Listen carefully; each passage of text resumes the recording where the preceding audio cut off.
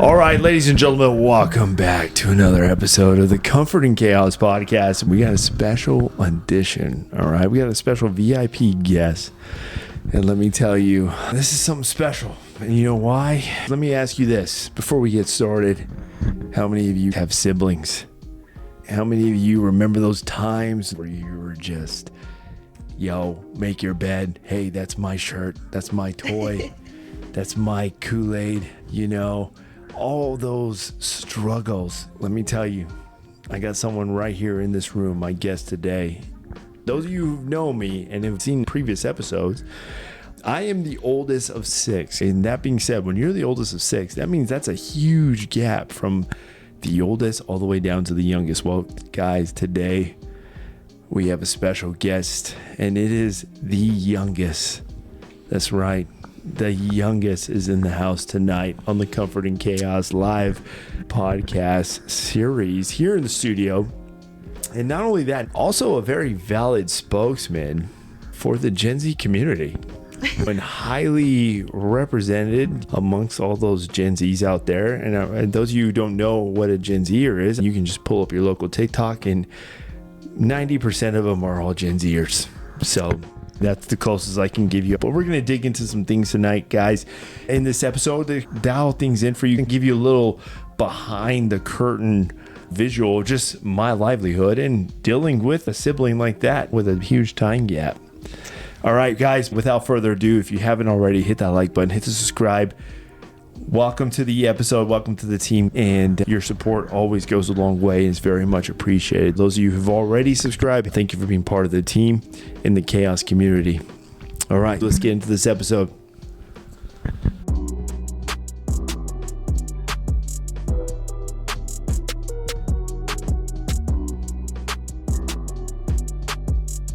Cheers. So, tell us about yourself. Introduce yourself to the world. I don't know how to introduce myself. You just called me out as a Gen Z. Introduce yourself. What's your name? Where are you from? What are your plans? Aaliyah. I'm from New Mexico. Plans are still in the making. I'm not too fond on long-term plans because anything can change in a flash. But I do plan on being successful regardless on whatever I do. Really?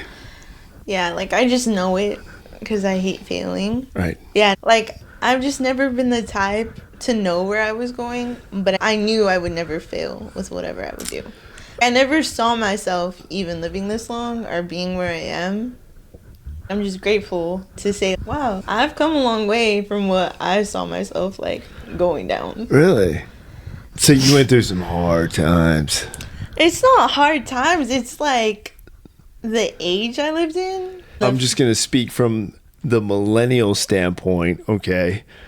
And when someone says that, like what you just had and described that upbringing, I hear that and I'm thinking like, okay, hey, you know what? This girl, she's gone through some shit. She's been knocked down a bunch of times and fought through it. She knows what it takes to succeed.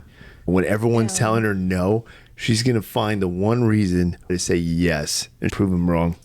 But go ahead. Let me know. That's exactly how I felt. That's how you operate? Since I'm the youngest, I live in that standard where like people think, oh, everything's given to her. And it's the opposite. Especially in our family, the way I grew up compared to them, you can't even compare. You even said yourself, you can't compare the freedom I had at such a young age. I genuinely think like, damn, I should not be here. The stuff I saw, the things I did that no one knows about is like, wow, like I should not have as many brain cells as I do now is what I'm trying to say. Okay. Like, hey, introduce the team here by all means. Let us know. Give us an example. I mean, you've done some shit. You've seen some shit. That's what we all are about here at Comfort and Chaos. Let us know this chaos that you faced. And the chaos that I faced was a little ghetto. I don't want to bring that up, but it's like... Why not? You got through it. Right? It's part of your story. It's part of your journey. I mean, I feel like I've always had a good head on my shoulders. And people just have always, like... I'll ask you this. What? All right? And this is just my perception of Gen Zers. Okay. Shout out to all you Gen Zers. Keep trucking, but let me tell you something, guys. Okay. Y'all need to stop worrying about what the perception is about you. All right? Stop worrying about what other people think about you. I agree. I feel that's a I lesson. only say that because of what you just said. You're describing that as like, hey, I'm still worried how people think about me. Where it's like, dude, this is your life. You're an adult. That is my struggle now. Your journey is your journey. But I think social media, like we've said before, has a huge factor in that. And I feel like now, since I'm getting older in a small town, more people are starting to like, oh, you know Aaliyah? And I'm like, they don't know Aaliyah, but they can say they know of me. And to me, everyone does have their own perception, and that's something I'm still learning and trying to figure out. I don't like to post a lot on social media because I feel like people will have their own perception. A lot of people say, oh, she goes out a lot just because my photos happen to be on vacation once in a while. I'm 21, 22 years old. Of course I'm going to have a drink here and there. But some people assume that. They're like, oh, she's a party girl. But yet I'm never at my local bars or anywhere to be found. So would you say that is more based off production? What are you producing outside of that realm that you're being noticed on? Like, are you being noticed for anything else in production wise? No, I think it's just based off social media. Okay, so let me ask you this. Why are you not being noticed on production wise? Because I don't put myself out there like that. Like, I don't involve myself into other stuff. The reason why? I just don't like to be out there. I feel like in our town, like we were talking about earlier, It's a small town. No, it's funny you said that because I'm going to pull up an article, but keep talking. A small town I feel like it's just a small town of haters. So whatever you do, they're going to hate on regardless. And I know I shouldn't worry about that, and I don't. But I'm still in the process of learning my do's and don'ts. Okay, and so why do you say content. whatever you're going to do, they're going to hate on? Who's they? Just kidding. No, I'm curious to know because the town. I think because the way I grew up, different from you. I'm not going to say it's easier. I'm not going to say it's harder. But I grew up in a business with my family. I've seen the behind the scenes. And from both perspectives, from my aunt and my dad running it, from the ins to the outs of a restaurant business. And I used to think like, oh, this isn't shit, like they don't know what they're doing. But now I look back and I'm like, wow, like our family really did know what they were doing. Like it's been around for over 65 years. Clearly it's something for the better, because even in any circumstance, that business wouldn't last if they didn't know what they were doing. So now I look back and I'm like, wow, now that I've worked in other restaurants, other bars, I'm like, wow, okay, like these people really did know what they were doing, regardless if they've been involved. What other restaurants? One in El Paso, one in Cruces, but still, they're two completely different things. And from what I've learned, and from seeing how they were managed from both perspectives, from investors, I'm just like, wow, they really did know what they were doing. They were ahead of the game. So let me ask you this. You mentioned earlier that you don't do certain things because of how the outlook or the perception is going to be perceived by those around you or in your city or what's being put on social media. Mm-hmm. Now, I started this broadcast with a message to Gen Z from a millennial saying, I started basically saying, hey, you want to be successful, literally stop worrying about what other people think about you.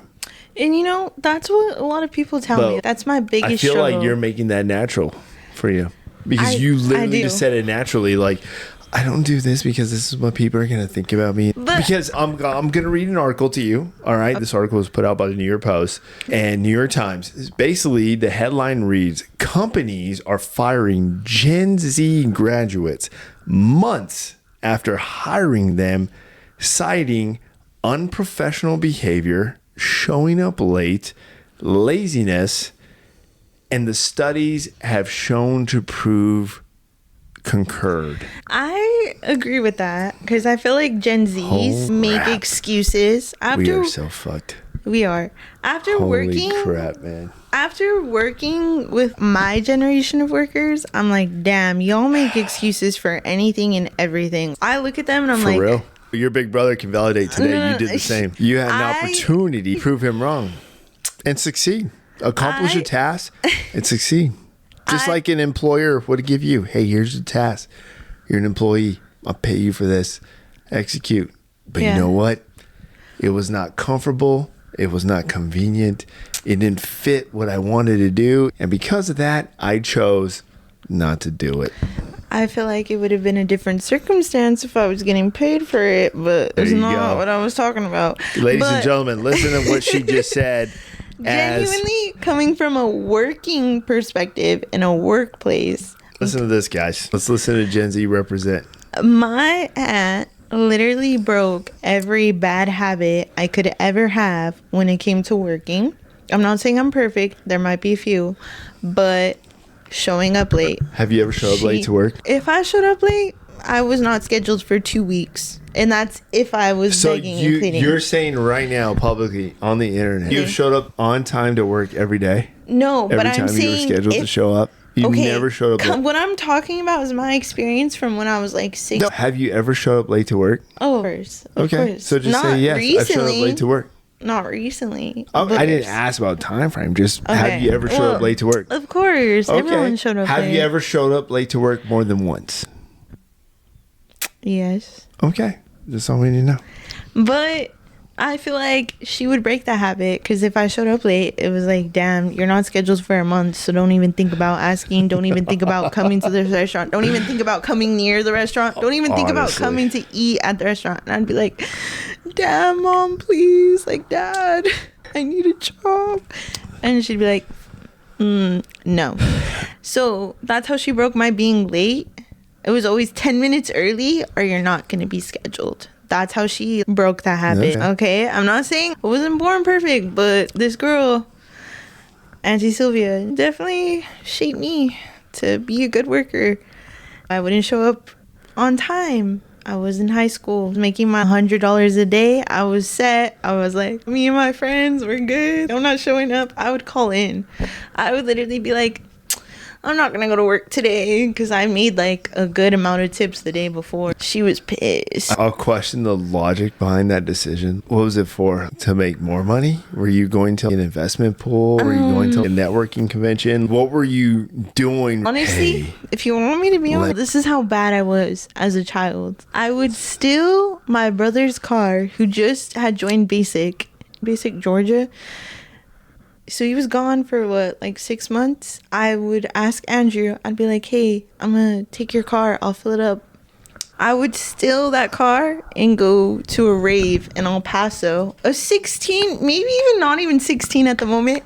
I would take it to go to a rave with my best friend who I got a job at the restaurant and party up. At the moment was my friend named Vinelli. When you say at the moment, that means that best friend at the time is not your best friend now? No. Okay. Like, I was a bad kid who had a lot of money for no reason. With no parental guidance. I could have made a lot of bad decisions. And that's why I'm so grateful to God, because he definitely had my back through a lot of those choices. I'm grateful to be where I am in life because I don't think I would have made it this far. Or with that much money in my bank account. I would be like, $200 a day? Pfft, we're set for a week, guys. Let me spend this and get back up. I feel like that's the difference between our mindsets. Because you feel $200 a day and you're like, I'm calling in. I'm good. We're going to go out. We're going to have fun. Like, let's celebrate. My mindset when I was 16, I made $200 a day, and I was like, how can I turn this 200 into 400? Let me hit up one of my dad's friends and see if he needs help, and I can go do this or go do this job, and let me go help him out here, and I'm going to make more money. That was the mindset. I don't know if that's just a generational mindset. That's the millennial mindset at the time, was just like drive, succeed, build, improve, and then continue to succeed. When you have the Gen Z mindset where it's like, hey, I got $5. I'm good. I can go to McDonald's. I'm good for the day. When you're looking at that, because I'm all about data, how many Gen Z CEOs are there right now?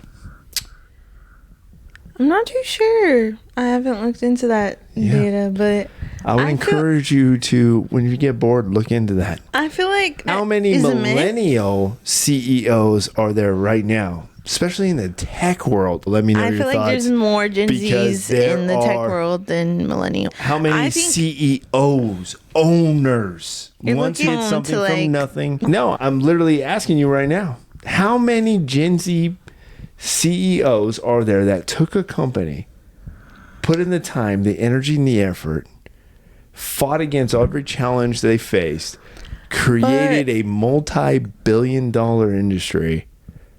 How many are them right now? I feel like you can have that mindset because at a young age, you can have $1 million company and lose it in 2 days. I'll tell you who those Gen Z millionaires are. You guys want to know? They're all streamers and content creators. That's it.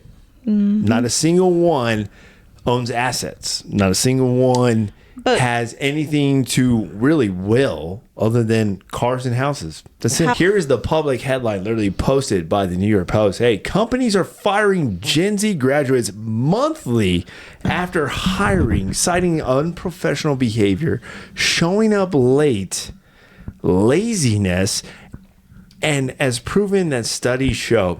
So I will tell you, that's literally a news article. Guys, I'll put the resource down in the description below. You can look this article up. And that is just one. I have 3 other articles that cite the same thing.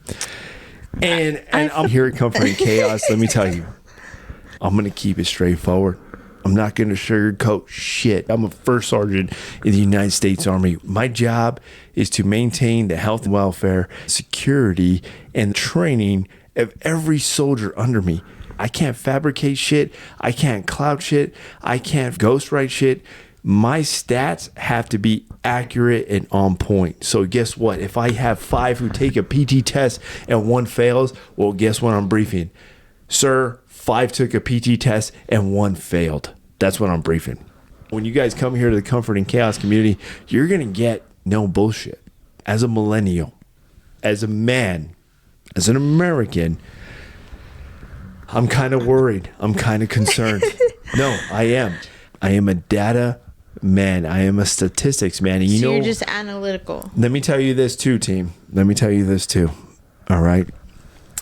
Our adversaries are also data and analytics and statistics. They have sales who literally monitor data, statistics on every country, especially if they're adversarial countries. Do you ever feel like you're like, when you come to analyticals? Because I feel like people that control... I'm not a control freak, but I'll tell you what, I'm a potential freak. That's what I am. I'm a potential freak. But I feel like anyone could have that mindset. I know that if I go up to a soldier or I go up to an individual or I go up to a human being, I know I can literally look you in the face and I can say, hey, you have the potential to succeed, but you are choosing to accept every excuse around you to accept your comfort. And because of that, you're holding yourself back. But I feel like that could be anyone. Anyone has the potential to succeed. It doesn't matter the generation you're absolutely born. Right. You're absolutely right. Even if you're older, you still have the potential to succeed. Yes, I feel like with life, you don't know or what to prepare for. You don't. You are absolutely right. So I feel like... Absolutely right. It takes a choice. And I feel like as long as you're true and authentic to yourself at the end of the day, you're going to be all right. Because if you're not pleasing other people, if you're not doing this for that person, falling in love for this person, if you're doing it for yourself, you're going to be okay. If you're making yourself proud, if you're pushing yourself at the end of the day, you're going to be okay because you're pushing yourself beyond your own limits. And yeah, some people may push you even more. And that's okay because that's just people supporting you. So what are you doing to push yourself? Me? Every day. Like I said, just started going to the you gym. brought up a good point. Now, I'm asking, as a millennial addressing a Gen Z, how are you pushing yourself every day? Okay, so Now, honestly, mind you, I've lived with you the past few days. So I am an observer. It is my job. I collect. That's what I do. Okay, and that's so okay. let me see. What do you do to push yourself every day? Because I am on vacation, you can't completely collect. Okay. So I spent a lot of money to come on break over here, which break is a huge word for me right now. Because as soon as I get home, I have shifts to deal with. I have responsibilities to deal with of my own. One thing that I push myself every day lately has been a routine of waking up early, going to the gym, getting my work done. Right now, I feel like I've been struggling with finding myself and my passion. So I've been trying to figure that out. Because one thing I've learned working with my father is if you're not passionate in what you want to do when you're older, you're never going to be happy or successful. I love working at the restaurant because I meet a lot of different people. I work with a lot of different people in our town to learn different stuff and see different lives. At the end of the day, I know I'm still learning there. Okay. And I'm still, like, every day is a different day. Every day is a different conversation with someone. Let me ask you this. What would you do if the restaurant was not in your life? I think I would be a little bit farther than where I am right now. Would you say you've been reliant on handouts? It's not handouts necessarily. I think it's more discipline. In a way. Okay, how so?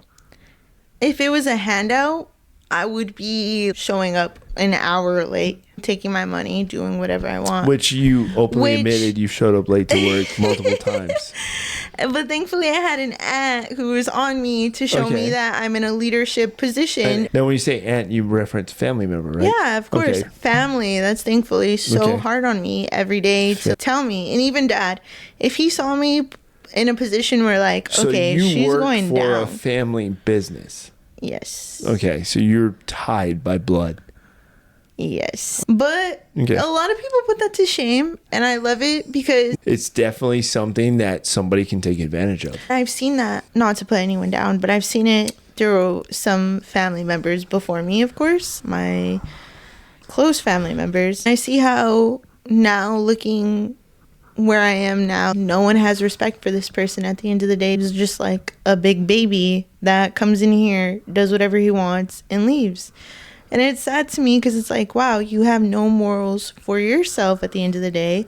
You don't care what others think. And I'm not saying to put what others think first, but if others are not respecting you, then you should really take a step back and see what the problem is. I think self-reflection, and I think that's why I really care about what others think, because I reflect on myself a lot. I'm like, okay, was I the problem? What did I do wrong? I think self-reflection is such a big thing. No, but self-reflection is a big thing because I don't want to be walking around thinking I'm better than everyone. Self-reflect a big thing. What you do after you self-reflect is what matters the most. I have had some progress. If you repeat the same action after even supposedly self-reflection, so if you show up late and then you self-reflect and you realize you shouldn't do that, but you show up late again, and then you show up late again, it creates an issue, you know? I question, at that point, do you not question, like, hey, what type of self-reflection am I doing? Okay, but if you go back to the question of me showing up late in the past year, 2 years, my dad would say no. She showed up 30 minutes early, an hour before her shift. And I've been working to better myself, to earn the respect of others beyond that, because I'm starting from the bottom. And instead of, like, if you would have asked younger Leah, she would have told you what to do. And now I'm at the point where it's like, okay, I'm going to do this myself. So you can see, like, if I'm going to ask you to do it, which I probably won't even ask you, I'm going to just do it myself because I know I'm going to do it right at the end of the day.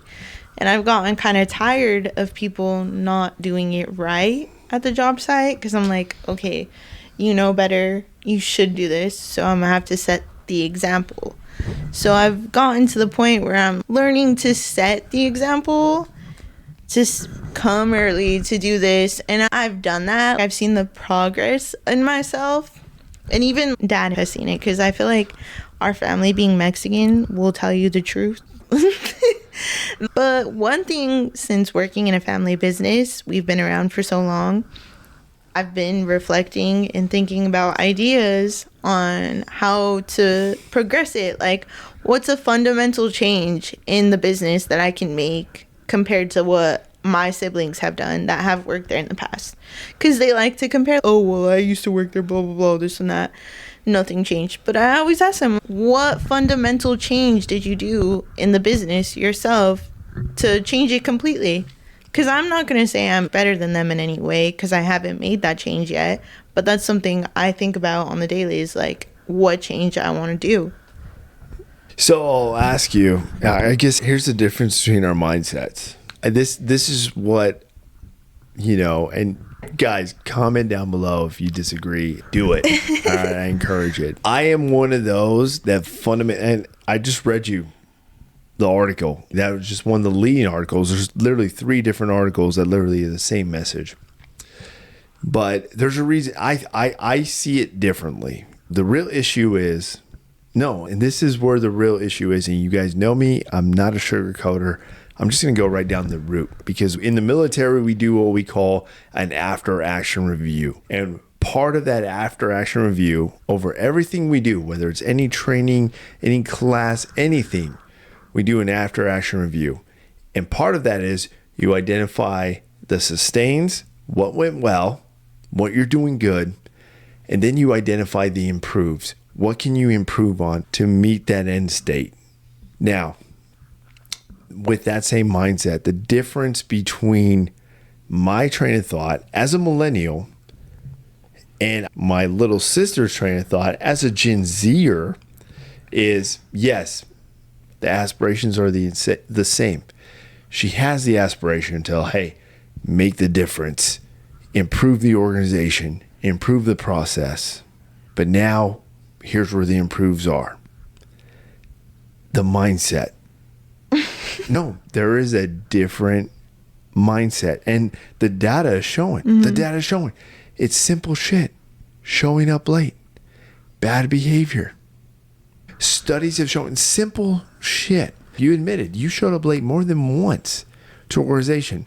But that was like 4 or 5 years ago. But it doesn't matter. That is what I'm talking about. That is the mindset. You dwell on this excuse where you're just like, that was 3 years ago. So when you were 15 years old, you showed up to work early on time. Yeah. Every single time. You've just always been that perfect somebody. Let me tell you, the mindset that I have is different. The mindset is like, hey, I showed up late the first time.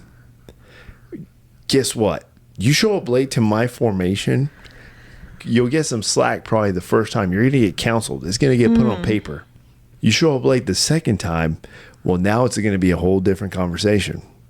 A whole different conversation. And it's going to be a conversation where I literally look you in the face and I just say, you know what? I think the United States military is not for you.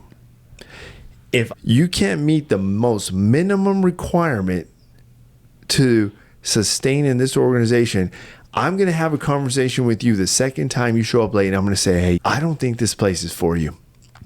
It's not fit for you. Good luck. But we have some requirements to sustain this organization, and you have failed to meet those. You know what? It's okay. There's probably places out there where they'll accept that, but you know what? This place, we don't accept that. I feel like I understand that mindset, but I think genuinely that there's not a single perfect person in the world. No, there's not. At any point. But if you're not learning from your mistakes, then there's no hope. If you're not making the change to learn, if you're not altering that mindset, if you're not altering those patterns, then there's a problem. I agree. But if you're changing it, like I'm saying, I started off, of course I'm not going to know shit. If I had that attitude of knowing everything, how am I going to learn? So let me ask you this, with that mindset, and I totally agree with that. You admitted that you showed up late more than once.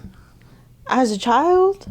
Not now. Not last year. Not within 3 years. No. You can ask maybe if there was a traffic accident. Okay. Hey, let's be truthful. Honestly, no, I'm just saying though, these are just very minimal aspects. And I but get that. The idea is. I get that idea. It is. I'm going back to the original foundational thought process of it is a mindset. It's a mindset. You mentioned earlier, you have these improvements. Let me ask you, how many staff meetings have you arranged? How many proposals have you produced? How many products have you presented? What have you done to chase that goal? Sadly, because staffing is a big issue at the restaurant. No one wants to work nowadays. If you really want a problem, it's that Gen Zs don't want to work. They don't want to put in the hard work. That's the real problem. It doesn't matter if they show up late, nothing. It's that at the end of the day, they're not wanting to work. I've learned that from my auntie. I'm guilty of that. I'm not going to lie. But she broke those habits of mine. You don't want to work? Okay, then not scheduled for a month. You want to see how it feels not to work? Here you go. She broke those habits. Now I understand the value of $1. Now I understand why it's important to show up. Now I understand what the business means. Like, I understand a lot because thankfully I had a great mentor. I stand. But now, coming to the point where I'm at, now I show up on time. Now I show up 30 minutes early. I come and bring the staff treats. Beyond the staff, I'm here sitting at the end of a 12-hour shift from morning to close, cleaning up the kitchen with them. I don't even work in the kitchen like that. Here I am, staying late. I have never seen any of your family come here and clean up with us at the end of a shift like this. They usually just sit in the office. Thank you. And that appreciation means a lot to me. At the end of the day, I know these people, the ones that are willing to clean the dishes, to cook, to actually put in the dirty work to run a restaurant, are respecting me. And as long as I have their respect, I'm good. The front house, it's a little different because it's just drama. And I hate drama. At the end of the day, I know they have to understand my role. I know where I stand with everyone else, and that's okay. I come in here and I'm trying to show them a difference. Some people don't understand the difference, but I put in my blood, sweat, and tears, and that's what I show them. May not see that money-wise. Like I said, family is crazy. It doesn't just go through my dad. It goes through my aunt, my grandma, and I'm not expecting the money. At the end of the day, I know that I'm learning. I understand that. Now, let me ask you this. Why have you not decided to pursue building and establishing yourself outside of that family threshold, outside of that sustainability that you rely on? I've been praying, and I believe God, like, when the time is right, he's going to put me out. I really do. Place and your actions have nothing to, you're saying your choice and your actions, your desire, your end state that you have already cited previously is motivated by faith. Every time I've tried to move out of that direction, it's affected me, like financially or something, in some type of way, mentally, physically, all of it. And I just knew it wasn't for me. And I thought I was done with the restaurant. I was like, I'm done with this. I've learned what I can learn from here. I'm going to go to better, bigger things, whatever. Went to better, bigger things. And I came back. He brought me back from other circumstances. I just felt like I needed to be there with my father, like help him, because no one else was going to step up. And that's okay. Maybe it wasn't meant to be. But I have been blessed in other ways to know that I'm okay where I'm supposed to be. Like, this is where I'm supposed to be at the moment. Why do you feel that? Because when I went to better and bigger things financially, the start was amazing. Like, I was getting blessed financially, and then suddenly just plummet, and it just kept getting worse and worse and worse. And I just really, like, mentally, physically, besides money-wise, like, just mentally and physically, I just was plummeting. I felt like I was getting dumber. So much was factoring into everything that it was just going downhill too quick. that I knew I wasn't supposed to be there, because I feel like everywhere I've been in life, God has always had me, and I'm always so grateful for that, because like I said, I would make $200 a day out of nowhere. Next day I would come back, someone would bless me with like $100 tip on one dab, and I just feel like those are blessings that I constantly count, and that isn't a coincidence. Some people can believe that's a coincidence, but I don't believe that's a coincidence. And now that I'm back with Dad, I know I'm where I'm supposed to be at the moment. But that's my aspect. I'm just saying. I have a bigger faith in where I'm supposed to be. Okay. Because he's never, not once, ever failed me. And I have gone... I get it. Down. Don't get me wrong. I get it. I'm not going to narc on like the whole faith aspect. Okay. Mm-hmm. But one thing I will say is there is a difference in mindset when it comes to a Gen Zer and a millennial. I feel like what I have observed with every Gen Zer I have worked with is a Gen Zer is very easy to dwell on an excuse. It will be very easy to dwell on the comfort aspect, the compliance aspect, the complacent aspect. They will hesitate on taking the risk and taking that jump and taking that leap for success. They're going to dwell on, they want it to be comfortable. They want it to be easy. They want it to be simple. Working for a family business, I'm sorry to say, but that is an easy cop-out. It's easy for me to say, hey, Mom, Dad, let me work for you. I got you. We're blood. We're family. It's an easy cop-out. And you know what? There's less restrictions. There's going to be minimal accountability efforts applied to me than anybody else because of the fact that we're blood, we're family. That is what the picture paints. No, the reality of it. Paints. I think working with your family is the hardest thing you could do on earth. Because but yet you choose to do it. Exactly. That's what I'm saying. You choose to do it. I agree. Even harder and more challenging, and there's more accountability to do it outside of the family circle. No, and that's my goal at the end of the day. I have learned so much from accounting, from the books to the POS system to everything that I would have not learned with anyone else. Now working in other businesses, even the owners and bosses, how do you know this? Exactly. So let me ask you, do you think that there are other females who are your same age range who don't have family businesses to dwell on, but they're going out there, getting a job, applying themselves, and being successful in learning the systems, learning the process, working up through the ranks?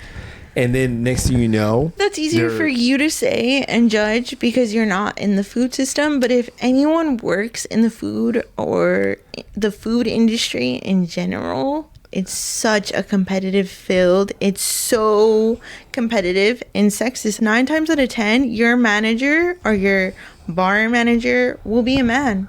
It will be a male role.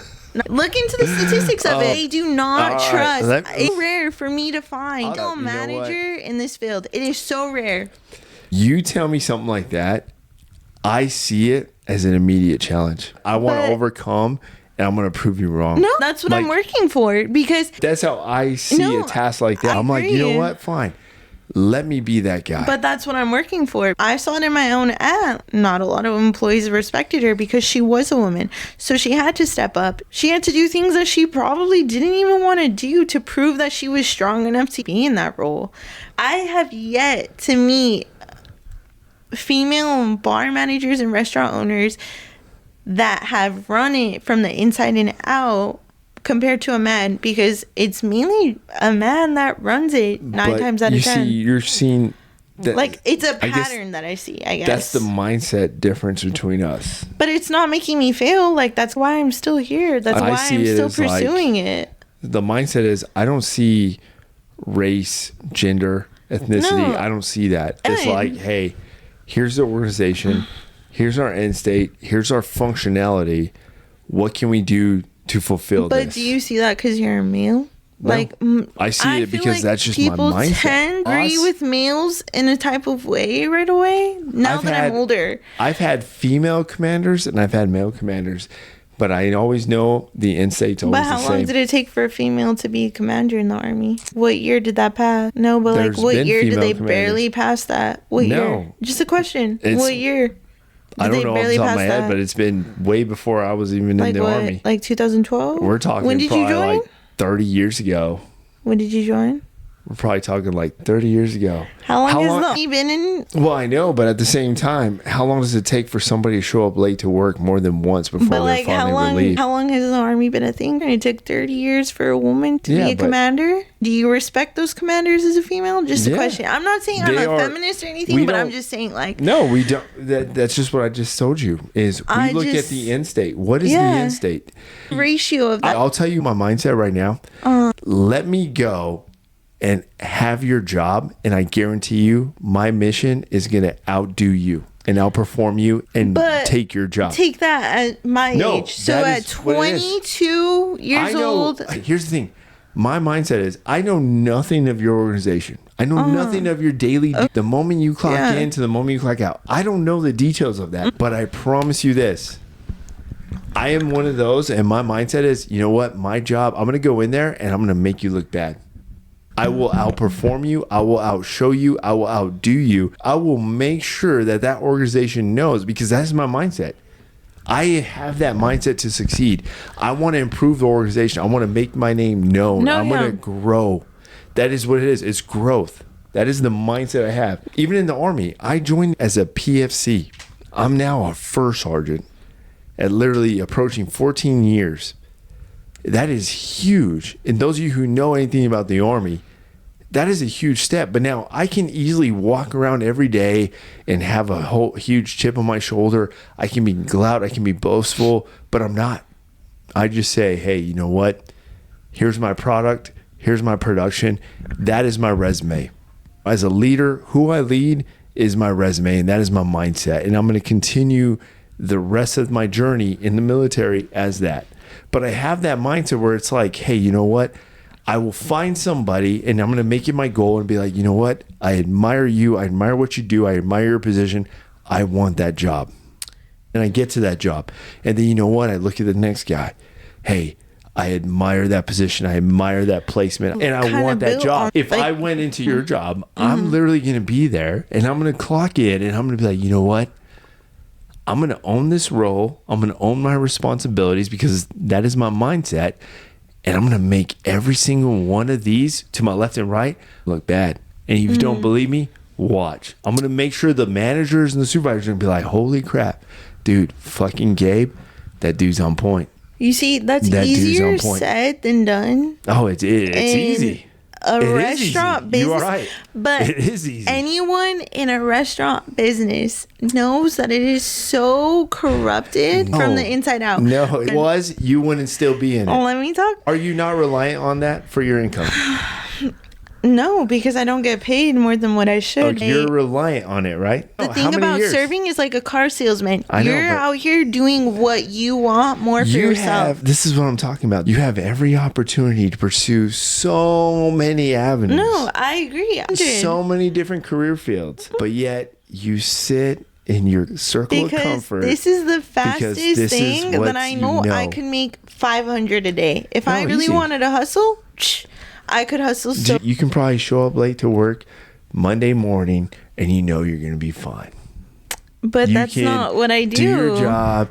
You can probably do that. Slack off on this a little bit and you know you're going to be fine. And the next day, you know, hey, you know what? I could be 5 minutes late. I'm going to be fine. Don't worry. I can send my dad a message. I'll be good. It's very comfortable. No, because if I showed up 5 minutes late, I would get spammed by my father, and I would get chewed out as soon as I walked in. So spam, chewed out, and then everyone. What? It's not gonna be like, oh no, embarrassing. Getting chewed out by her father, like that's embarrassing. Like she clearly doesn't know what she's doing, and that's not the aspect I go for. Imagine me leading soldiers, and the soldier messes up. If the soldier knows he's just gonna get spammed and chewed out, Do you think he's going to continue? He or she's going to continue to do what they're going to do? But that's the thing. Like, my father doesn't just stop right there at the restaurant. It goes on we don't talk to each other. Like, it's so toxic. I'll tell you straight up. If I have a business, I live by the Godfather aspect. If you don't know, look up the trilogy, the Godfather movies. He has a great saying in that movie: my balls are for my business and my heart's for my family. That means when he mixes the two, he pulls his balls into decision making. If he has a family member who's not making the cut and not meeting the requirements needed for the business, guess what? My heart's not for you. It's my balls. It's how I run my business. And therefore, you don't make the cut. I'm sorry. This job's not for you. No, and that's Good a luck. huge thing. I agree. That's why business is so hard with our father, because it's hard to separate business, but it's mainly business between me and my dad. Me and my dad don't really have a relationship where it's not besides talking.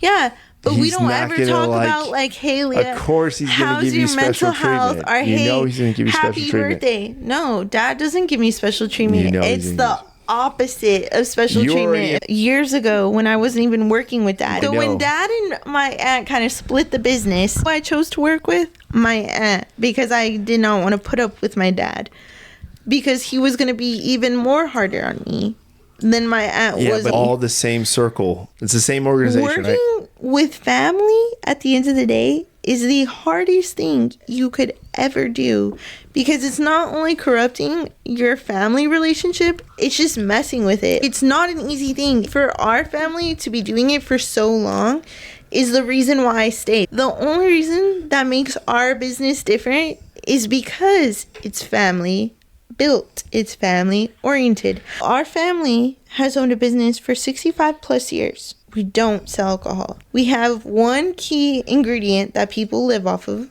which is our green chili. Yeah, you produce a service. We don't capitalize on marketing. It's we don't capitalize. Industry. So that already builds a difference in us.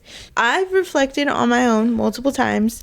I'm like, why does God keep bringing me back here? The main reason is because it's family oriented. I think our business has been successful for so long because it is family based.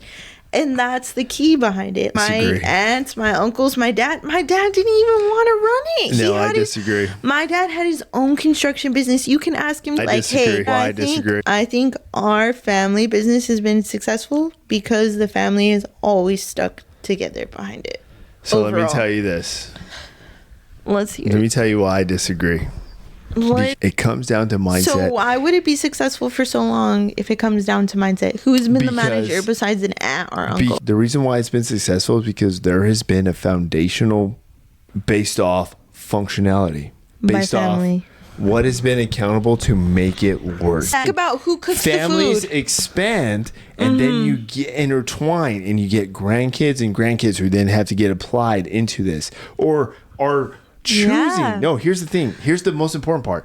The most important part, they're choosing exactly. They have other opportunities. No, they have other opportunities. My point right. But they're choosing the easy road because it's easy. It's comfortable. Easy is crazy. It's easy to be like, there's less accountability. So there's less expectation. It's very simple. Let me tell you, if you don't believe me, I would easily challenge.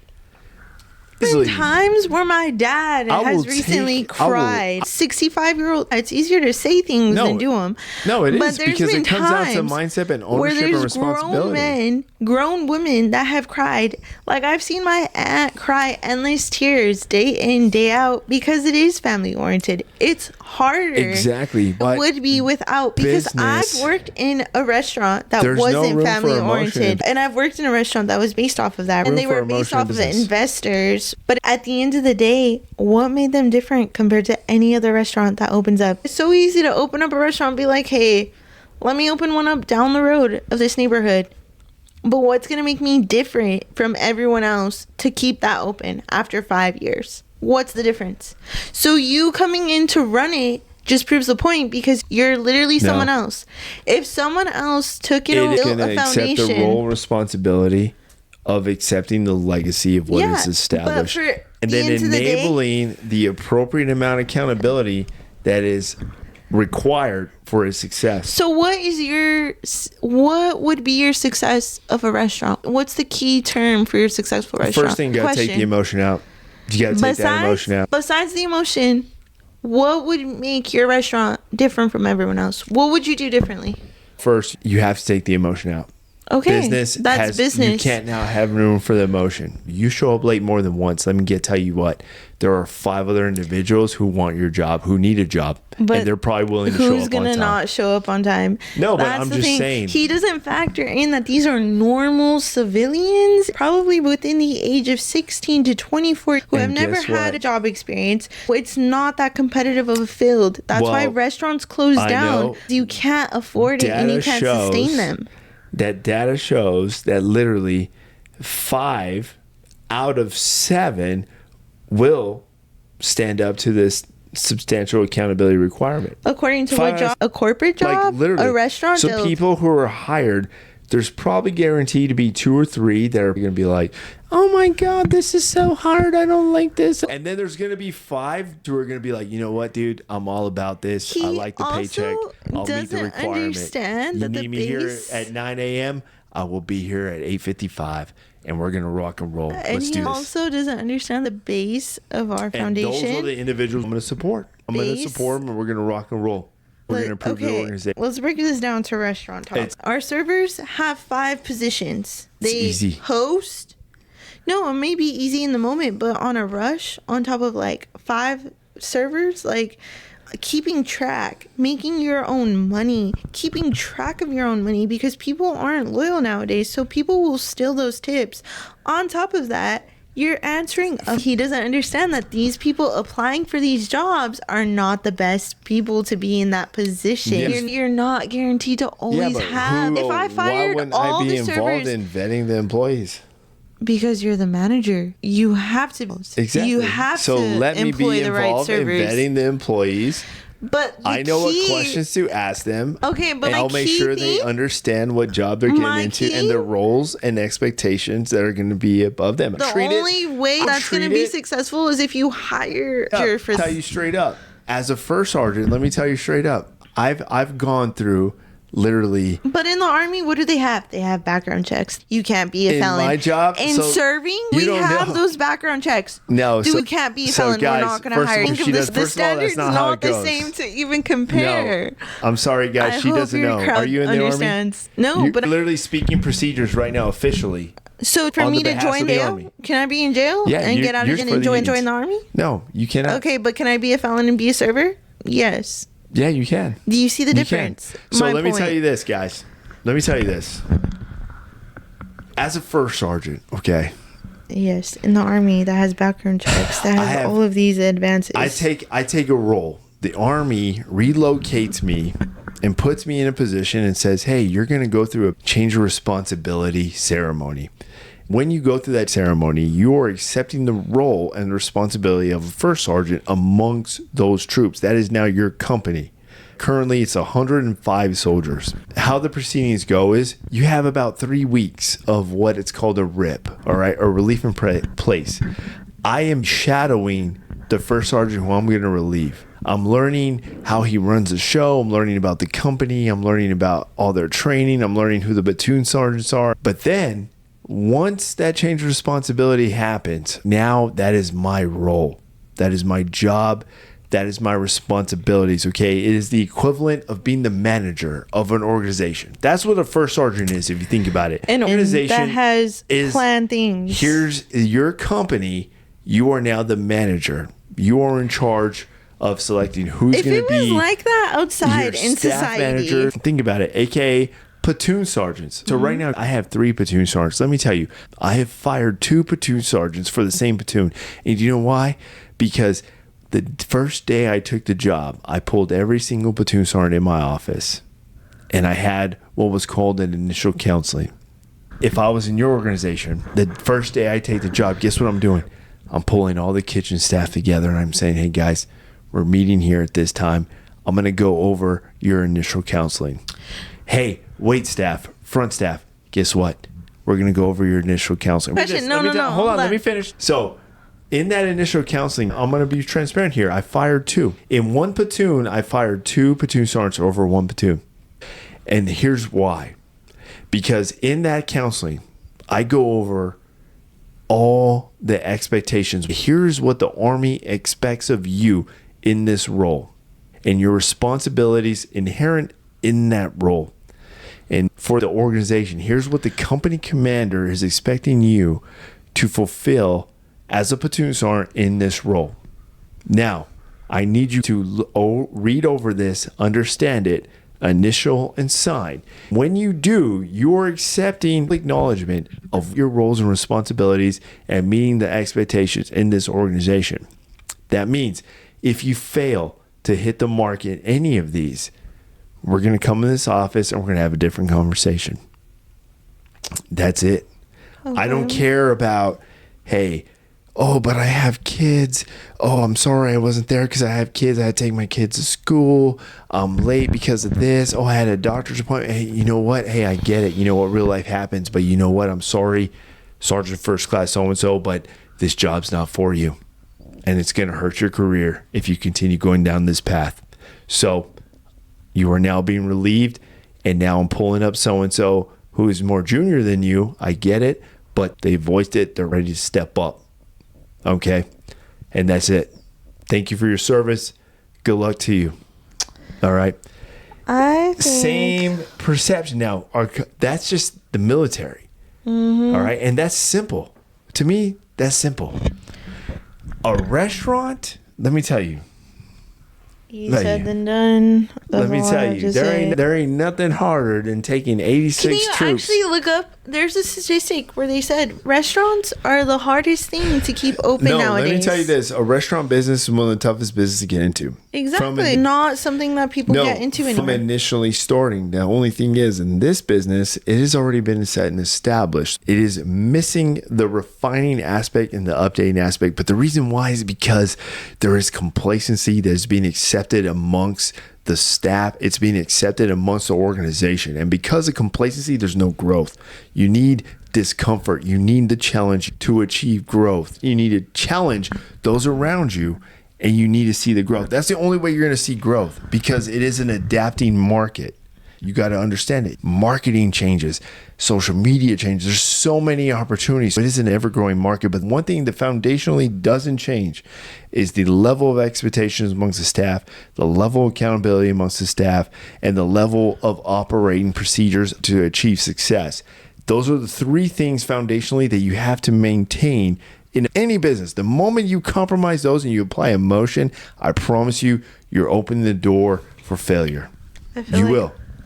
I'm stressed about this. I think, honestly, going into a different topic, because I'm tired of business. Let's go into this is all Gen focused. Z this ghosting. Is the mindset of Gen Z and Millennials. Let's talk about some real scenarios here. Hey, producer, do we have any Gen Z topics? Topic of ghosting. What are our thoughts on ghosting? I feel like... Okay, ghosting. Ghosting's a big term. Was that invented by Gen Zs? It might have been, honestly, but I'm just saying, because I've experienced it myself as a girl. I feel like people that ghost people are very immature. This is why I brought this up, because ghosting is such a huge problem, and I only fear for the younger generation. It is. Communication down so bad that people can't even voice how they feel to others. Like how you talked about how... If you're watching this episode, comment down below if you guys have been ghosted on, or if you have ghosted somebody. I think everyone nowadays has been ghosted at least once or twice in their life. What are your thoughts on ghosting? Ghosting to me is, if someone ghosts me, they're immature. Let me ask you that. Do you prefer them to just be honest and just be like, hey, I was into you, but I'm not into you anymore? I would just rather them be straight up, because I feel like I feel like that's why people ghost. I feel like, honestly, I feel like that's why people ghost, because they're just afraid. Because they want to keep that door open to where they can come back. So I'll text you in a few months if I really am feeling you after everyone else. So it keeps that door open to hurt their feelings. Here's the thing. When you're dating somebody, let me ask you this. Would you rather have them break up with you? Even though you didn't want to be with them. Let's just say you're done with them. Would you rather them break up with you, or would you just break up with them? Personally, I've been Because through a I feel situation like- like this. I feel like that's what applied to ghosting. I would genuinely pull away in a way, like kind of like just text them less, like start showing them less interest, and then eventually just like Oh man, kind I don't of know. refrain myself. We got a whole staff here, guys. No, Hey, no, no. let's ask I the think staff. refraining. Staff, what do you think? What do you guys think? I just feel want to like people, know. Okay, my thing is, I think people that ghost people are just immature and they want to leave that door open. I don't know. Be If too someone scared to goes- feeling, so you go back. Why can't you just tell them straight up? Well, I feel like if somebody goes somebody nowadays, they're just basically like, I'm just not into you, and then that's it. I keep them on, like just block them. If you got ghosted, I'm just gonna assume they're done. What about you, I guess- co-host? What do you think about this? So if you got ghosted, are you gonna sit there and ponder why you got ghosted, or are you just gonna be like, oh wow, well, we tried, and I guess it's not there. Yeah, I I'm don't- just gonna assume they're not into me anymore. It might be just a mindset thing. Would you prefer to not get ghosted and for them to just send you a text and be like, hey, you know what? We gave it our best. I'm just not feeling it anymore. I like. No, Just- I mean, would you just prefer be that or blunt. would you prefer to be just ghosted? I mean, I'm just asking, what would you prefer? Being ghosted is such an immaturity to me because it's So what- so younger. So what do you prefer? I would rather them be straight up like, Hey, I'm you know not what? into you This anymore. is just not something I was planning on. I wish you the So best. you want like, them to just here be you go. like, because obviously they're going to say different things. That because it They're goes not into gonna say your what you true wanna say. intention. Like if you really like someone, you're gonna tell them straight up how you feel. Yeah, I feel like people in situationships are such a huge thing, and they like Yes, just drag but- people on. This goes back to the original question. What do you prefer? Would you prefer them to just be like, hey, Straight up, I'm not like into just you. tell me, I'm because not like into you to me anymore. that would be like okay, So like you'd at least they were accept- straight up. You'd accept that he's just not into you anymore? Yeah, because Okay. being ghosted is just gonna, as an overthinker, I'm gonna just be like, So, What? but that's you as an overthinker. I don't know. but Are I you an feel like overthinker? any woman's an overthinker. Not as much now that I'm Older. Like when I was younger, definitely. So would you Now- prefer them to just tell you, hey, I'm just not into you anymore. We gave it our best. Yeah. Best of luck. I think I'd rather be told straight up, but at the same time, like if someone's trying to ghost me, like that's your answer right there. Be It's straight up. not a I'll tell you, thing. and I'll tell you from a man aspect. There was one time many moons ago, I was dating a girl that I matched with on a dating app, and I wouldn't even say dating because we never really hung out. I was talking to her. You know, we were having some cool conversations, but in the end, I just wasn't really feeling it anymore, or I got caught up with life. I didn't ghost her. I just sent her a message and said, hey, I got a lot going on in my life right now. I'm not really feeling this anymore. I feel like I can't give you the energy and effort that you probably need. I wish you the best. That's really it. I just kind of left it at and you that. told her that, right? No, I did. I sent that as the final message. Exactly. She got like freaking pissed. It was like sending me all this stuff like, dude, go fuck yourself. How dare you? You're such a fucking fuck boy. But I was like, holy crap, would it just been easier She for me was to a just crash ghost out. you? That's Like, a crash out situation. I know, but in my mind, I was like, dude, should it have been just easier for me to just ghost her? Like, I thought I was just like being honest and upfront. I feel like This is who I ghosting is- am. I'm sorry. I tried it. I felt something was there, but you know what? I got a lot going on. We got a deployment coming up and all this stuff. I don't feel like dating the like that. attention Like, that you are serious? requiring and all this stuff, like I don't have that time to give you right now. And I'm just being upfront and honest. I wish you the best of luck. I feel like maybe she took that as some type of rejection and acted on that. Her response to that was very unpleasant. And it was just very like, wow, I really dodged a bullet here. I always feel like rejection is redirection. Like if someone's No, you're rejecting absolutely right. you, That's like, how I see it. Dude, on life to goes the on, better. man. You dodged a bullet for the better. Life goes on in the end. Greener on the other side, I promise. Don't ever force a door open. I feel like ghosting was just so immature. Just be straight up about it.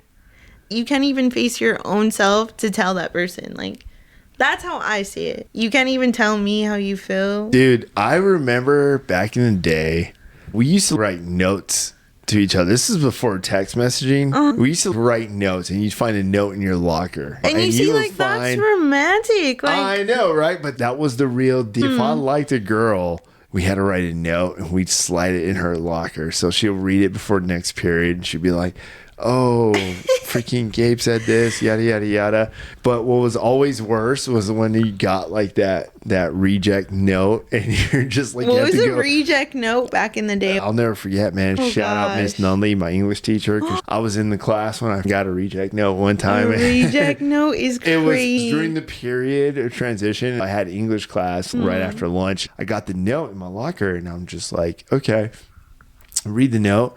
And you're just like, dude, teachers, man, back then were like almost emotional therapists because they knew they kept up with all the drama that was going on. That's a great teacher. Yeah. I always wonder whatever happened to her. Because that's a great not like teacher. being a great English teacher. Still remember you to this day. Oh, First Sergeant of the United States Army. Good job. Keep doing what you're doing. I remember it was just a part of life. It was hard to process. And you're just like, dude, you can't focus. I feel like going through that upbringing and getting notes like that now, when a woman like sends me a text or just like, hey, you know, that was a cool date or whatever. Because I've gone on dates before. I've gone on dates where a woman literally, I mean, obviously we meet on an app and then all of a sudden she's just like, you're just not hitting the mark or meeting the expectations that she had or whatever. And you know what? I see it now. It's like, okay, hey, whatever. That's totally fine. Like, I get it. Hey, you probably need this or you require a man to do this. Would you feel? I'm sorry. Hey, more power to you. I can't change your mind, and the best of luck. I appreciate the opportunity, but good luck to you. Next question. What are your thoughts on a 50-50 relationship? What the heck? A 50-50 relationship? What's that? That's like a huge thing right now, like a huge debate. Okay, 50-50 relationship. Team, comment down below. What are your thoughts on a 50-50 relationship? A 50-50 relationship. Explain if you what moved that in is. with someone, you make them pay for 50% of the bills. 50-50 everything. Ooh. So what are your thoughts on that? I have different thoughts on I'm that. curious to hear a millennial's perspective. What's a Gen Z perspective on a 50-50 relationship? So for me, personally, I do believe in God, and I believe a man is a provider at the end of the day. If I wanted a 50-50 relationship, I wouldn't pursue a relationship. If I can sustain myself by myself, why would I want you? You have nothing to provide. You have nothing to give to me. And to me, I think that breaks like the thing of like the man providing. Like, to me, that's making a woman more masculine than what she should be in a relationship. You don't want a roommate. You want a wife, a woman, someone to provide for you. I think that's a bad perspective, but I know for you, you might question it in a different way because you think a little differently. No, I mean, as a millennial man, let me tell you, this is where the 50 we probably have a different relationship started. thought process. So here's the thing, though, and this, I guess it really does come down to the man. It does come down to what his expectations are or what he's into. So me, I will tell you this. When I'm with a woman or I bring a woman in my life, it's because I want her company. I want her presence. Yeah. I don't need it. I want it. I desire that. It's a relief to me, an outlet to me. It benefits my life and mental and physical fortitude by having her presence in there. Now, when it comes to those kind of concerns, obviously, you know, there's financial concerns. And yeah, you know, at times are different. I will definitely say that I am attracted to independence. Mm-hmm. You can hold your own weight. I'm attracted to that. You have goals. You're ambitious. I'm attracted to that. Yeah. Now, when we morph together as a relationship, I expect to be like, hey, let's go ahead and take your ambitions, my ambitions, our goals. Let's combine them and fortify an empire. Let's expand on this. You know, what can we do to expand on this? Hey, you know what? Let's just flip the roles. If I lived in the barracks and then all of a sudden I'm dating a woman and she has a house, she offers like, hey, why don't you move in with me and get out of those barracks? Okay, I'll move in and get out of the barracks. And then I'm going to be like, hey, what do you pay? Let me help you out. Let me contribute so that we can pursue what our goal is. Because at that point, if I'm moving in with you, we are setting like, hey, what are your goals? What do we want to expand on? Let me help you out. Let me pay for groceries or whatever. I couldn't just stay there but that's how I'm built. You know, And you even see- now, if I go on vacation and one of the buddies or somebody I know is like, hey, dude, come on out here. You can stay at my house. I'm literally like, hey, dude, let me leave you some money. I stayed here. What can I do? And they're always like, no, you're fine. I'm like, no, man, I left $200 on the counter. That's for you guys. I appreciate you guys letting me stay here. I'll tell you straight up, me personally, I don't like owing people. I feel like No, but me personally, like somebody gives me something, I'm like, no, what do I don't like owing people. It's my mentality. Somebody gives me whatever, you know, and I'm like, no. What do I owe So you? you would go like I don't like owning 50-50 people. on rent with someone. Yeah, if it was a nice place, fuck yeah. I'll go 50-50. That's crazy. No, I think- will help. I will. Because I'm living there. Yeah. I'm living there. Why would I not contribute? As a woman, You feel like you don't need to contribute, right? no, it's not that. If my Now, man was guys not, were married, it'd be a Yeah. different thing. That'd be a different thing. I get it. If you were but married, I'm just saying, like, I'm saying, if we were married and I feel like if you're say married, we were it'd be going through a different. because financial, then you absorb his name. You now share the same name. you but share when the I same date, I everything. date to marry. I don't date just to date. Like, what are I your don't know. intentions when you date? On the 50-50? I mean, just what do you think? I think for 50-50, I like basing it more on income. Like, it doesn't have to necessarily be like 50-50. Mm-hmm. But I feel like I want to contribute. I'm independent. I don't want to rely on someone else to take Yeah. care of me. So, but based more on income. Like, if I make way more than you, maybe it's like 70-30 or 60-40 or something like that. Yeah. That's how I look at 50-50. No, I just think as a man, I mean, that's a good way to they look should at be it. I mean, the provider. you shouldn't. And it might be an old-fashioned mindset, But but what if I that think mentality, he believes in equality? then that's just not the man for me. Hey, I believe in Because then equality. You can be just as someone will successful. rejection is redirection. Just kidding. But Oh my gosh, dude. I Is just that the title of your book?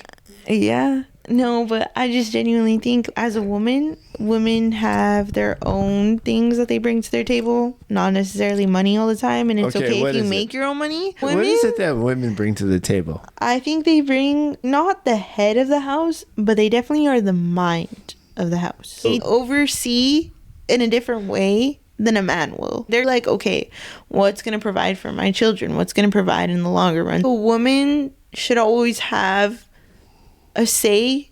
You should always be able to converse with your wife or your woman and be able to be like, okay, what are your thoughts? What do you think in the long-term run off of this decision? What financially do you think is going to help us? I think a relationship should always, you guys should always feel each other. The woman should always be able to be like, you know what? I know you can do better. I've seen you do better. Like, come on, let's get you where you need to be. But I also feel like a woman is just there to provide at the end of the day too. They're going to be there cooking, cleaning for their man as well. Like, it's not like that is a lot. I know. To cook and clean, to bear children, like to be a housewife is a lot. Like, it is a Yes, lot. but those are wifely duties. So Yeah, as a but wife, you're already some like people, like, and I've seen it for myself. There's people that I've met in the past where the wife is the man and the man is the housewife. you might get confused here. I feel like I'm taking what you asked as far as like not a marriage standpoint. This is just like A dating? boyfriend and girlfriend living together standpoint. Because I have a different interpretation. When you're married, my interpretation is like, hey, dude, we are married. Name is now my name. We are the same. We've already combined bank accounts, or we have joint bank accounts. So Yeah. it's like we are sustaining each other in life and meeting towards each other's goals. So it's like, hey, we are now one. We're no longer two. It's now us. So when it's you no longer you and me. date, what are your intentions when you date?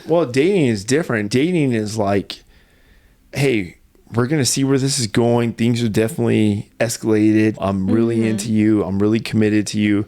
Let's go ahead and combine our lives and see how this works. Let's see if we can make this work, especially if they have But kids. what if the woman that you were dating didn't want to combine unless you were married? Like, how would you feel about That's a good question. I'd be like, we got to figure this out. The truth is, I would just tell her straight up. I'll be like, you know what?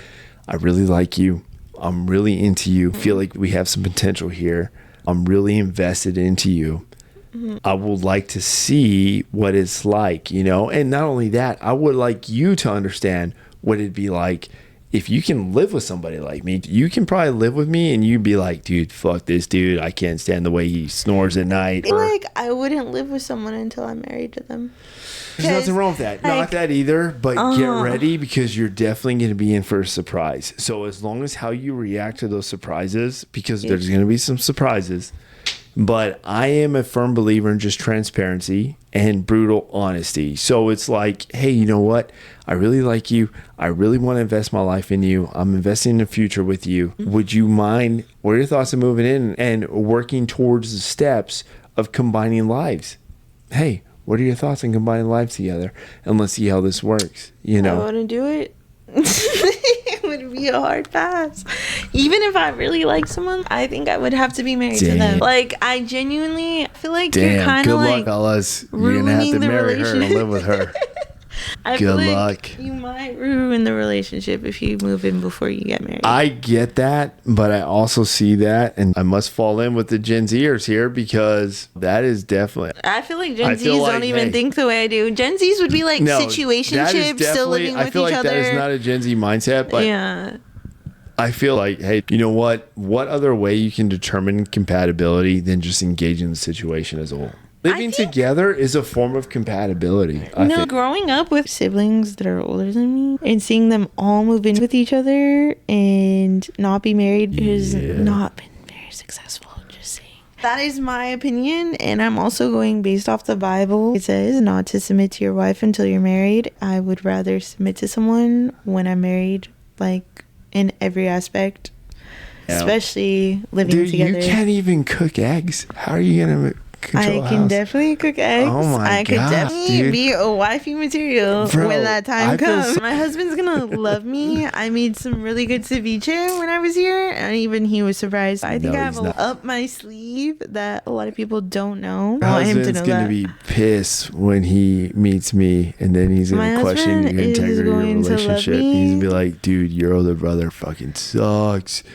He made me cry. That's a new dating standard for me is to be able to introduce them to all my siblings. It is such a huge dating standard for me. That when you're interested in somebody, if they can get along with your siblings, that's a huge green flag. The biggest green flag ever. If you can't get along with my brothers, and if you can't even step up to half of what they can do, I think you're just not the man for me. And that's something I've been learning. Good luck for those men. No, that's literally what so many people have told me, but I will definitely find it. I know there's hope. You can probably go down the list. You'd be like, okay, Daniel, check. Andrew, check. Steven, check. Gabe, dude. There's a lot of blanks here. Like, one day I'll find someone that none of you guys are gonna expect and be like, Leah, how did you bag this person? And I'm gonna be like, I really don't know either. I'm proud of that fact. Okay, I'm proud big brother, and I am one of those where you hear me say it all the time, guys. Own your role, own your responsibility. Well, guess what? Even as a big brother, I'm gonna own my role and responsibility. Let me tell you, if any of my sisters bring their dude, guess what, big brother? Trust me, they know. And some of them already know. Some of them already had experiences with me. I don't know. I don't know if you guys follow this or not. I don't even know. But we know there's experiences where the conversation is just a little bit different. Now, they know all the other little brothers. But for some reason, when big brother comes to town, it's a whole different story.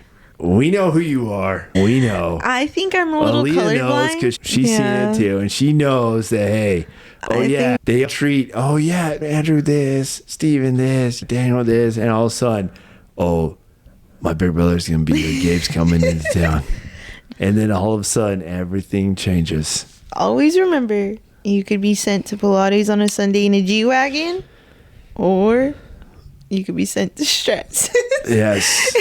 And don't trust when they buy you a 4 horsemen. No. Don't even trust a man with money. Just kidding. No. I feel like I trust men with money. Yeah, but when they're like doing the most to show that they have money, hard pass. Leave that man in the streets, not have money. He's just trying to prove that he has money to himself at that point. But I think when it comes to men, it's a little risky. But I feel like because I'm 22. Let's ask our staff here. Staff, what do you think? About men with money? Men with money. What do you think? I have a funny Story? Men with money have a lot to prove. I matched with this guy who's a business owner. We talked, we're trying to plan meeting up. And I told him, I was like, oh, me and my daughter tomorrow are going to get our nails done. He's like, oh, it's on me. I was like, absolutely not. I don't know you. Like, That's so he weird. looked me up on Zelle, sends me $100. I get the email confirmation. And I was like, please don't ever do that again. I was like, that makes me feel weird. To me, that is weird. You owe him now. Yeah. No, that's what I'm I saying. hate that. I don't Some men accept are shit like for that. free. I don't accept shit for free. Let her finish. And what did he It's because He wouldn't take it back. So I was like, okay, whatever. So I was like, I'm just putting it in my savings. you kept the money. Yeah, he wouldn't take it back. I never ended up meeting with him. I told him straight up, I'm not going to meet with you. I was very honest with him. After working in a bar, I've met a lot of men that have money in quotations. Go to the chaos shop, guys. Check that out. Let's be like fun if you had to do a sponsorship for a Vegas hotel. How would you do it? Shout out to our sponsor, Gas. If you were down bad, you had to do a sponsorship to die, how would you do it? Shout out to our sponsor for today's episode. When you need to go to work, you're stranded on the side. You already know what to do. There's only one place you can go to get the day-to-day done. Shout out to our sponsor, guys. Gas. Go get it while you can. Shout out to Starlink. Thank you for sponsoring us in this Wi-Fi. Being able to access Wi-Fi anywhere in the world is a little crazy. Fastest Wi-Fi ever. No, men with money, that's a different story. And you can tell when they don't have money because they're doing too much to act like they have money. I feel like that money comes a little fast and goes a little too fast. Yeah. That's how I see it. Especially working in the bar. If your man is at the bar 2 times out of the week, he's not your man. That man is not your man. He is for the streets. I don't know what streets he be in, but he is not your man. He is living, he is owning, he is breeding in the streets. I would drop him. No matter what the excuse is. If you have to ask who he is and the bartender knows who he is, drop like a dead bug. That is not your man. He's for everyone. That is all I have to say. If your man is at the bar, drop him. If he's at the gym, drop him. Still waiting on mine. Still waiting. You have anything to add to that? I feel like going back to men with money, you can tell when that's all they have to offer. Oh, it's so obvious because they're like, I'll buy you this, I'll do this and that. Yeah, whatever. You'll do this and that. And then after a week, where's all that money gone? You spent it all. Oh, what did I just walk into? Are you at the bar 3 or 2 times a week? Guys with money? If your man is at the bar 3 or 2 times a week, drop him. No, never. I'm the type where I'll buy a bottle of wine and just bring it to the house. Yeah, but if your man is at the bar 2, 3 times, Oh, yeah. for the street, What about if your woman? If your woman's at the bar drop 2 her. or 3 times out of the week. That's rare, but I mean, if you find a Is woman it like that, rare, then yeah. really? You think I so? have yet to meet a woman like that. Are you serious? Yeah. It's like a city of 7 million people. Going back to dating, now that I'm 22 years old, I feel like my type is in the process of changing. What is your So- type? What is a Gen Z female type right now? It used to be the biggest red flag ever. And I used to always think I could change him. I could not change him. I don't know why I thought that. I was going through assholes and the biggest red flags ever. Now I've changed. I'm not going to date anyone younger than like 3 Okay, years. so let me ask you this. What are 2 important factors a man should have that you're attracted to? One, a hobby. So Number a 1, hobby. he needs to have a hobby. Okay, and what else?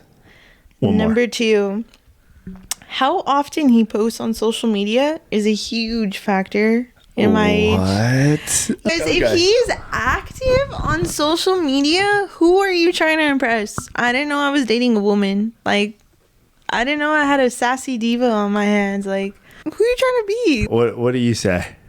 I'd look for confidence and like authenticity. So those are the Wait, 2 wait, for wait, you. wait. Confidence. That's my top 2. Authenticity. But I'm naming my red flags right now. Okay.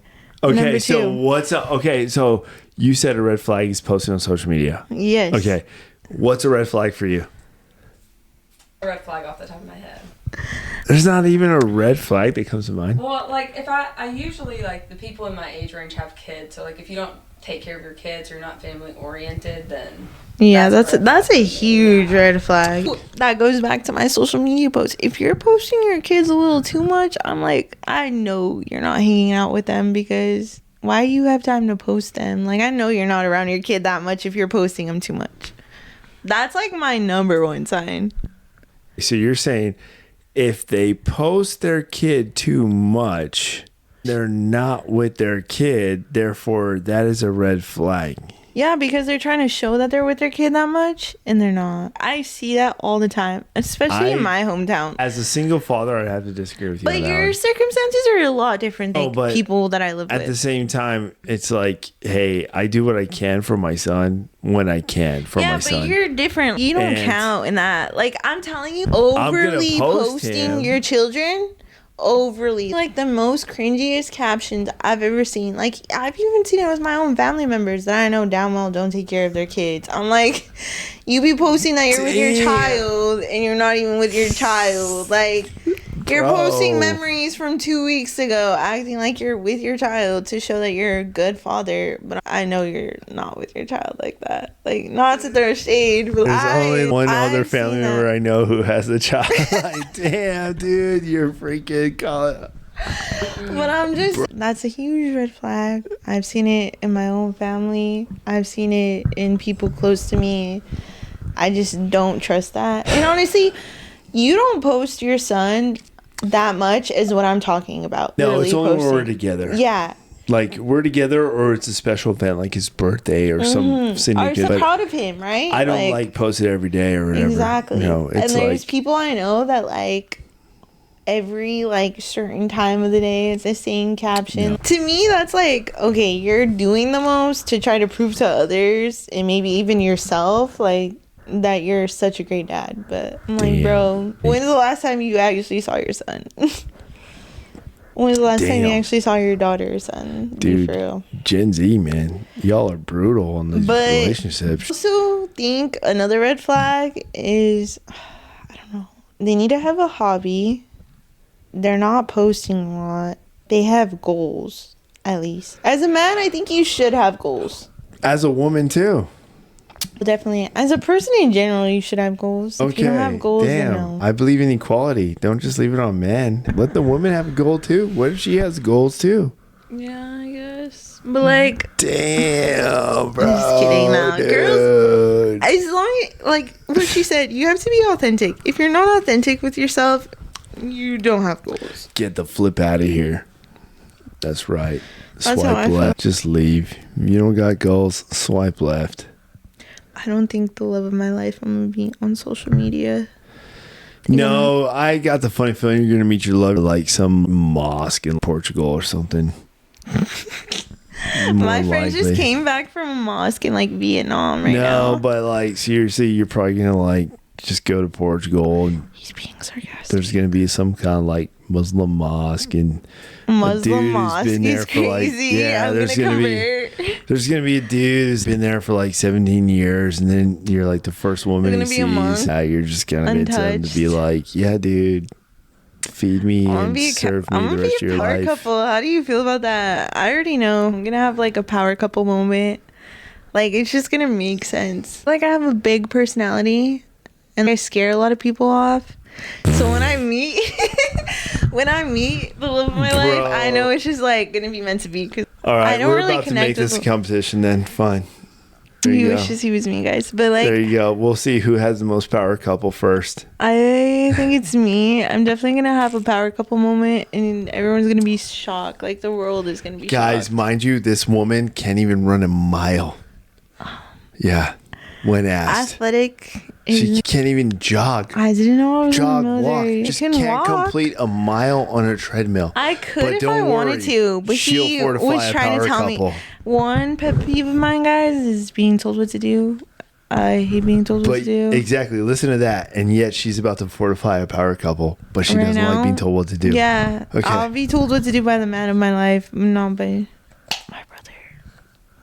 I just, it was not, like, I'm on vacation. I'm not trying to work out right now. I'll work out when I get home my tomorrow. God. Hey, Steph, real quick. We'll close I'll out with send this. you all my what workout. are your thoughts on power couples? I think it's possible. Like, if you vibe together and you have goals that align with each other, you could be a power couple and achieve those goals. What about soul ties? Is that something you're pursuing? Like having similar goals. Setting up to be a power couple. I guess I've never really thought about it. I feel like, I want someone who's driven and motivated and has their own goals. So I feel like that, like, I'm driven and motivated and have my own goals. So, like, whoever I end up with, if they have the similar, mindset as me, then we could be a power couple. Overall, what are your thoughts on soul you go. ties? Soul ties. Yeah, that's a huge thing right now. Wait, what do you mean by soul ties? Some people say it's a Wow, strong guys. connection with someone. Like, they'll say that's a soul tie. It's just having intercourse with someone that creates a soul tie. Gen Z, I'm so sorry for you guys. Y'all got a battle ahead of you. I'm straight up going to tell you guys, if there's anything you're taking from this Gen Z Millennial podcast is... I love. Guys, you guys got a battle. Fortify yourself. Prep yourself. Do whatever you can. Comment down below. Hit the subscribe button. Just know you got a battle ahead of you, and it's an uphill battle. Now, the best thing about this battle is it's not impossible, and you guys can endure it, and you can succeed, but it's going to take work. It's going to take effort. Hi, guys. Get that shit out of your head. Don't listen to soul ties. Live your life. I think the love of my life is from Mexico, and I'm going to own a ranch with them and just live off in a ranch somewhere. I really think that's the love of my life. I want to have a little pilgrim by myself with my future husband. Oh, well. Do you have any last words then? Let's go ahead and wrap this up. Let's hear some last words from a Gen Zer as we wrap this up, guys. This is the moment you're about to get lifelong words of encouragement from a Gen Zer. Here we go. I feel like I'm on the spot. Let me give me like 2 seconds. Hold on. Okay. Here we go again. What's like life advice that I've gotten recently? Oh my gosh. Some life advice. Go ahead and cue the Jeopardy theme song, please. I think that you should always be passionate in what you do, and at the end of the day, money does not mean anything. Money does not make a man. Anyone can make money. A woman can make money. Anyone can make money. It does not change the person overall. But life is short. Live your life how you want. Be true to yourself. Be authentic. Always be authentic to yourself. Always remember, make your own money. Live your life. Always be true to yourself. And life is short. You never know when life's gonna end for anyone. So treat people with kindness. I think kindness is a huge thing for me. Because if you're rude on the outside, you're rude. It shows physically. I think rude people look ugly. Damn, I must be ugly as fuck. Yes. Yeah. There you go. Just kidding. He's not rude. He's Awesome, actually guys. pretty kind. Hey. Is that it? What are your life advice? Oh, yeah. It's comfort. All right. So, hey, you just got the Gen Z advice from the Gen Zer, but now I'm going to give it to you straightforward. All right?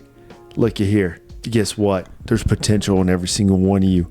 And I hope that every single one of you out there has a good person, successful soldier, successful human being. It's in you.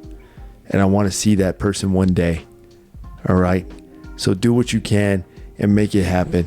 All right? Stop dwelling on excuses. You're like David Goggins. Stop dwelling on all the social media, all the bullshit, all the dating apps. You know what? Dial it in, know what you want, and go get it. Don't accept excuses. When you find 1,000 excuses why not to do something, find the one reason why to do it. And you will be mission successful. I promise you that. Look at yourself in the mirror. Start today, not tomorrow. And as you already know, guys, hit the subscribe button. Here at Comfort and Chaos, we find common sense in an uncommon world of chaos, and that's what we do. We give you that common approach, and that's what you're going to get here. Now, sorry for the Gen Z and millennial interaction here, but you know what? This is a reality we got to It's live life. in. Life ain't perfect. Guess what? I'm sorry. This is life. So be ready. Can do is be prepared and be informed, and we make our decisions based on that. So let's rock and roll. All right, guys. Until the next episode, I'll see you on the next one. Out.